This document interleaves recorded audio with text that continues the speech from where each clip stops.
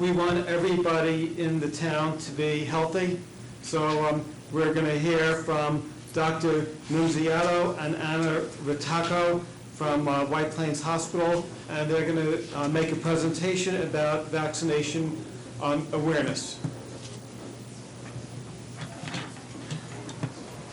It's actually Dr. Les and Dr. Lowe. I'm sorry? That's okay, it's Dr. Les and Dr. Lowe. What did I? I assume the message is the same. Message is the same. Hi. So my name is Dr. List. This is Dr. Lowe. We are pediatricians at the White Plains Medical and Wellness Facility in Armonk. And we just want to thank everybody for having us here tonight. Thank everybody for having us here tonight. We thought it would be helpful to speak for a few minutes about vaccinations. And then, of course, if you have any questions at the end, we'd be happy to answer them. Vaccines are one of the great tools of modern medicine. Before vaccines, many people were harmed or died from diseases such as measles, smallpox, and polio.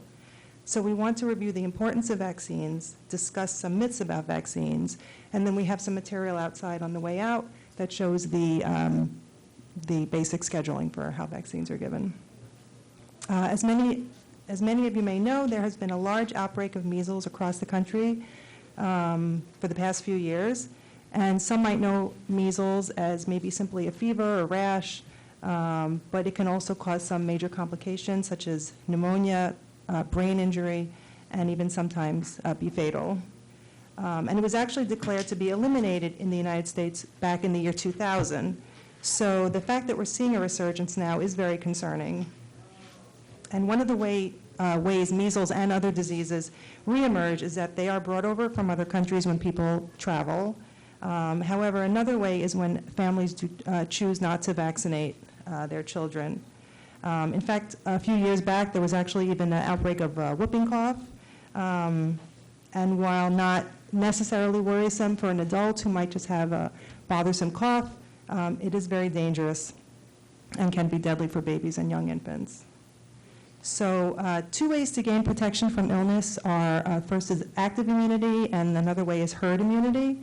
Active immunity is when you yourself are exposed to the components of the disease and then develop protective antibodies to that disease.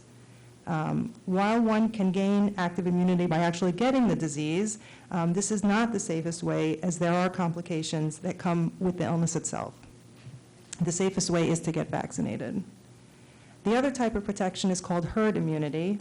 Herd immunity is when enough of the population is immune to a disease, thereby preventing the spread of that disease to otherwise unprotected people, including infants and people that cannot receive vaccination, such as people, let's say, who are on chemotherapy, for example. The level of vaccination needed to achieve herd immunity varies by disease, but ranges from about 83 to 94% that would need to get vaccinated. So if you're able to get vaccinated, it is important to do so, as it protects not only yourself, but to other susceptible people around you. And I'm going to hand it off to Dr. Lowe for the next part. So we understand and are sympathetic to those who are worried that vaccines can be harmful. But we feel that this is an unfortunate circumstance because there are a lot of stories and myths out there. The most concern seems to be regarding that MMR causes autism. We know that it causes great anxiety for parents, but it is our responsibility as pediatricians to protect the health and welfare of the most vulnerable ones around us. Despite the fact that numerous studies have found no evidence to support that vaccines cause autism and other chronic illnesses, there are still many parents that refuse to vaccinate their children. The fear of MMR causing autism was spread with a 1997 study by Dr. Wakefield in England. The paper has since been completely discredited due to serious error, financial conflicts, and ethical violations. Also, many additional studies following found no link between MMR and autism. A few other misconceptions are that our immune systems cannot handle so many vaccines, that it is easier to get a disease naturally, and that vaccines contain unsafe toxins. In fact, our immune systems, even those of babies, are very robust and able to respond safely to multiple vaccines. As stated earlier by Dr. Lest, it is much safer to get a vaccine than a disease naturally because of the risk of harm or death from the illness. And components such as mercury or thimerosal are no longer in vaccines, although there was never any link between these and illnesses. Other concerns have to do with combined vaccines, which are multiple vaccines given in one injection and giving more than one vaccine at a time. Research has shown that combined vaccines and multiple vaccines together are actually beneficial as the immune system is revved up further with multiples, and chances of developing antibodies to those given vaccines are in fact higher than giving a single injection. As pediatricians, we are first and foremost looking out for our children and their safety. Our stance on vaccines aligns with the CDC and the Department of Health that vaccines are safe and effective and the best protection we have against children getting these harmful illnesses. While most states allow religious exemptions, as of this past summer, New York joined California, Mississippi, and West Virginia as states that now require valid medical reasons for vaccine exemptions. For scheduling, we brought a copy of the CDC recommended child and adolescent immunization schedule, and while it may look intimidating, they are safe and our immune systems are well suited to accept them. Thank you. That was really interesting. Thank you. Any questions from any board members of the public? No, but thank you for doing that, because I think it's so important. And when these diseases, I think, proliferate, and then you have elderly population that may not have had some of these diseases, that they can get really sick. Absolutely. too. Yes, it's because we've lost our herd immunity, so unfortunately it puts a lot of people at risk. So we're currently in flu season, and everywhere you go, they're saying there's a free flu shot, and it's generally because you have insurance generally covers it. Mm-hmm. When is it too late to get a flu shot? January, February? Is it never? Yeah. I think I gave it to a baby last March, actually, because we do see it even all the way through, sorry. Even last March, I believe I gave it to a baby, because I believe we even see it all the way through June.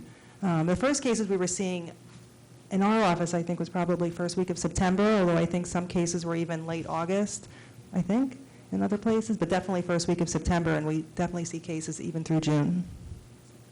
So in your presentation, you said if you're able to get a flu shot or to get a vaccine, what would be a situation where somebody could not get a flu shot, for example, or contraindication? Right, anybody, let's say for the example I gave, if you're undergoing, let's say, chemotherapy and your otherwise immune response is not up for it, you have to be protected by those around you who can get it so that you can be safe from the illness. So in that situation, you would try to avoid public areas where you don't know whether or not, other people Right.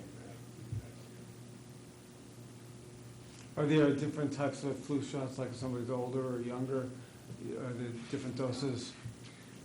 There are actually, so for small children, there is a specific flu shot that's given, and then over the age of 4, and then 65 and older. So it does vary by age.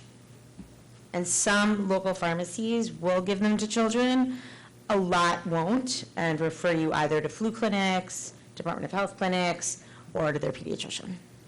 Are there like any advantages to go, say, to, hypothetically, say, White Plains Hospital over, say, CVS or Walgreens, or is it the same thing? The same. The same quality? It's the same.